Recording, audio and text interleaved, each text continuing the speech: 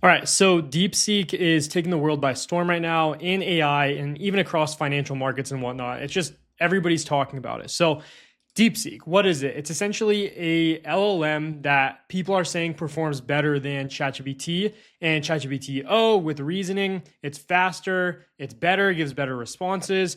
And you could come to chat.deepseek.com and you could interact with it right here. You could see it has access to search. You could click DeepSeek R1. However, the problem with this is actually hosted in China. This is a Chinese company, and people are being really skeptical about this because your data is then stored in China and they could do God knows what with that information. In this video, I'm going to show you that Perplexity actually just added DeepSeek R1 reasoning into their search engine. If you don't know what Perplexity is, it's essentially a large language model search engine. It's really awesome if you want to use it to search the internet using AI. And the fact that it added this reasoning with R1 model from DeepSeek is really awesome because it's honestly a bit better than ChatGPT O1, has access to the internet, and also it's actually hosted in the United States. So you don't have to worry about DeepSeek in China actually stealing your information as you do have to worry about when you're interacting with like on deepseek.com. First of all, you're gonna need the pro plan, or you can have the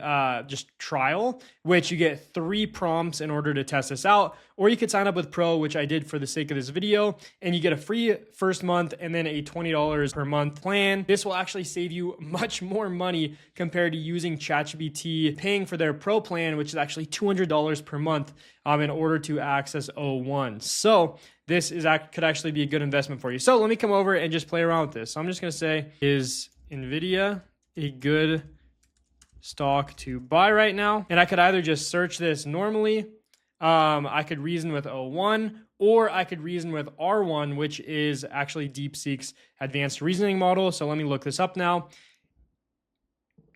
It's now researching this.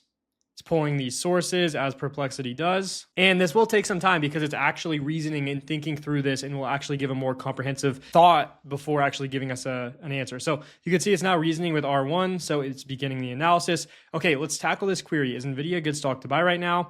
First, looking at the recent performances from search results, NVIDIA's stock price was around $127, lots of volatility.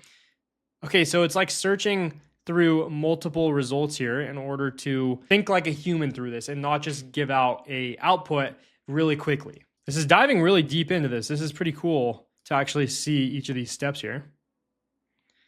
And here we go. It actually shows us the stock price. It actually shows us the stock chart of NVIDIA. And then here's its reasoning. So recent volatility and market reaction, analyst perspectives and valuations, financial and competitive landscape. It's breaking down the key risks here. Potential oversupply in AI infrastructure, which I guess we understood that. And I guess we learned that from DeepSeek and how they were actually able to build a really good, even better than ChatGPT large language model at a fraction of the price.